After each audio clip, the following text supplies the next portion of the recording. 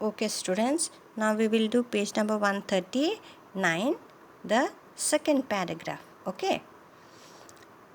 Whenever they came to Mumbai, they stayed with Auntie Shushila. Her apartment was not big, but there was always room for them. They had come with high hope in the miracle and modern science. They told themselves that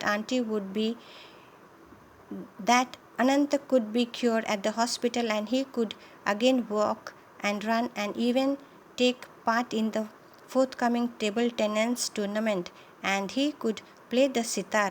Perhaps be a great sitarist one day.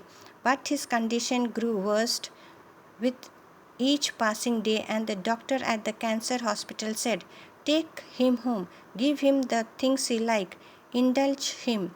And they knew that the boy had not many days to live, but they did not voice their fear.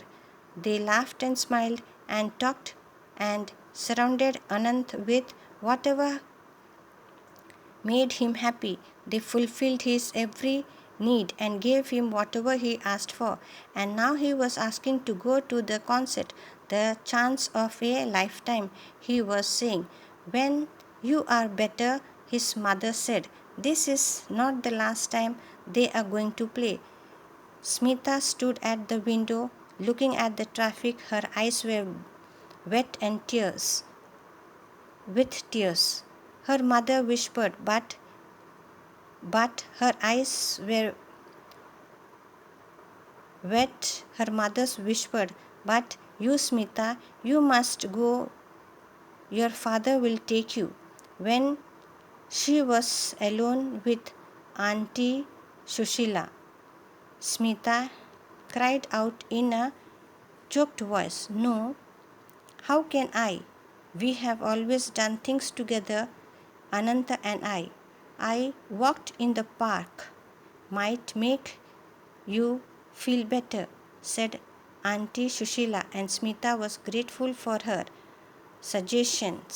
In the park, people were walking, running, playing balls, doing yoga exercise, feeding the ducks, and eating. Next page.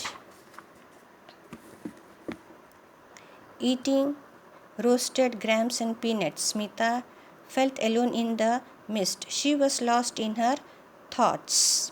Suddenly, a daring thought came to her and she hurried home. She said to herself, "Why not? There is no harm in trying it.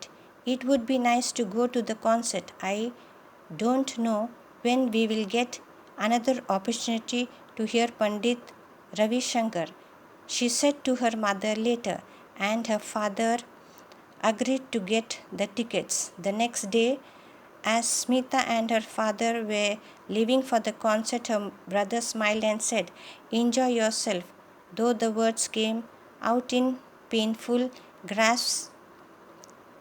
"Lucky you."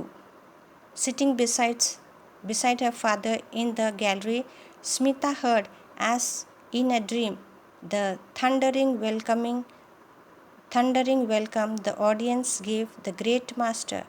Then the first note came over the air, and Smita felt as if the gate of a land of enchantment and wonder were opening.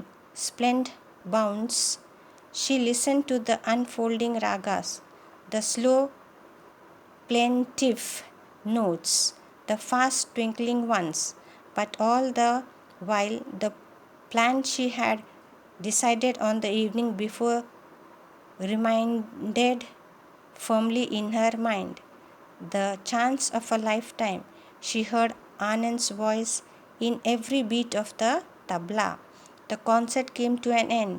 The audience gave the artist a standing ovation. A large mustached man had a long mustache, made a long, boring speech. Then came the presentation of bouquets, then more applauds, and the curtain came down. The people began to move towards the exit. Now was the time. Smita wriggled her way through the crowds towards the stage. Then she went up to the steps that led to the wings, her heart beating loudly. In the wings, a small crowd had gathered to talk about the evening concert, to help carry bouquets and teacups and instruments. He was there, standing with the man who played the tabla for him, the great wizards of music, Ustad Ali, Ustad Allah Rakha. Her knees felt weak, her tongues dried, but she went up and standing before him, her hands folded. "Oh, sir," she burst out. "Yes?" he asked questioningly but kindly, and her story came pouring out. The story of the boy who. Next, I'll read it for you.